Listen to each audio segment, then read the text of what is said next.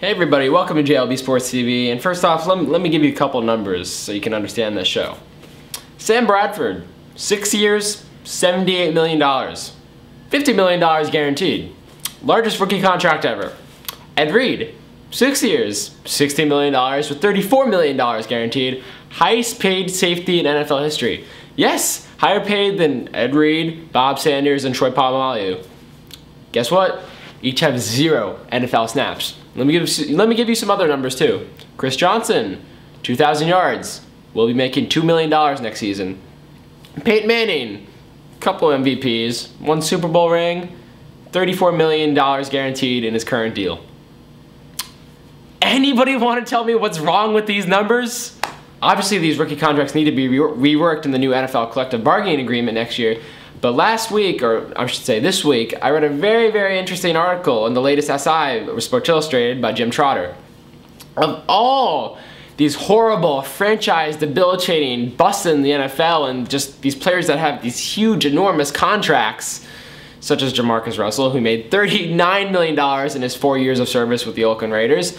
You know, there are tons of players that really don't make that kind of money and outperform their rookie contracts. There are only a handful of players who receive these gross gambles of rookie contracts. The other 200-odd draftees barely make anything at all. And at some positions such as quarterback and wide receiver, where it takes maybe even 4 years for a player to truly develop and reach his potential, talent evaluators would have to have a very, very, very tough decision on some players.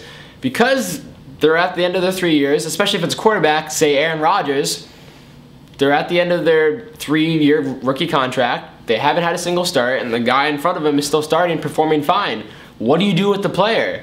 So I guess if you think about a player like Aaron Rodgers in the new CBA, he would have had a very, very tough time. The Packers would have had to make a very, very tough decision had this proposed rookie wage scale been implemented a couple years ago. So owners can keep hoping that they don't consistently have to be that team that has to shell out tens of millions of dollars a year to these just horrible, probable busts of draftees, or they can hope that they actually have good drafts and they can pay all these talented guys sooner in their careers.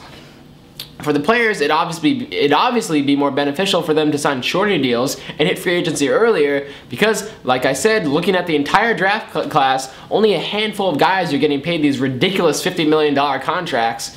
The other guys, they're really not getting paid much, and in fact, they're outperforming the rookie contracts like Chris Johnson did.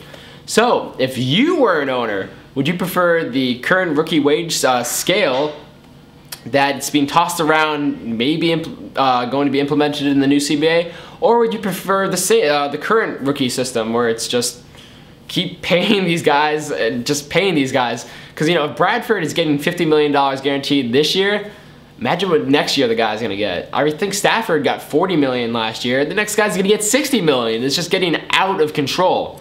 So would you prefer the current system, the proposed system that I talked about, or do you have a better idea? Maybe the NBA system. I don't know.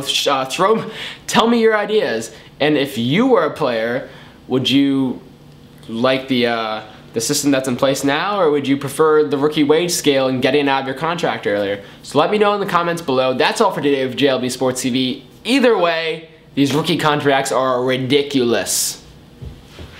Oh.